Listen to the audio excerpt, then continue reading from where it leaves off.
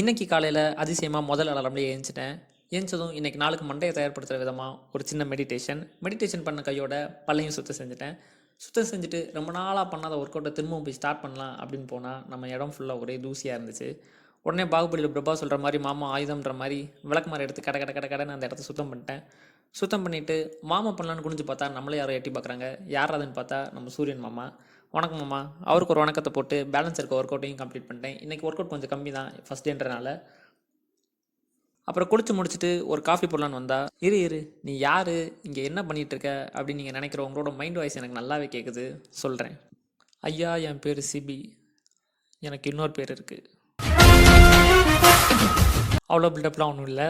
என் பேர் சிவபாலாஜி, சுருக்கமாக சிபி. யூஸ்ஃபுல்லாக ப்ரொடக்டிவ் ஏதாவது பண்ணி அதை போஸ்ட் பண்ணலாங்கிறதுக்காண்டி தான் இந்த சேனல் நான் ஸ்டார்ட் பண்ணியிருக்கேன். நீங்களும் ப்ரொடக்டிவ் ஏதாவது பண்ணணும்னு நினச்சிட்டு இருந்தீங்கன்னா கண்டிப்பாக நம்மளை ஃபாலோ பண்ணிக்கோங்க.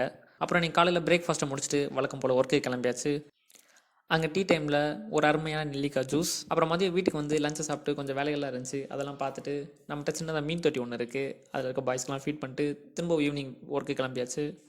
ஒர்க் முடிச்சுட்டு நைட்டு வீட்டுக்கு வந்து லைட்டாக ஃப்ரெஷ் ஆகிட்டு இன்றைக்கி நைட்டு டின்னருக்கு ஒரு 3 சப்பாத்தியை சாப்பிட்டு இந்த சேனல் ஸ்டார்ட் பண்ணலான்றதுக்கான சில வேலைகள்லாம் இருந்துச்சு. அதையும் பண்ணிவிட்டு இன்றைக்கி டேவை சிறப்பாக கம்ப்ளீட் பண்ணியாச்சு.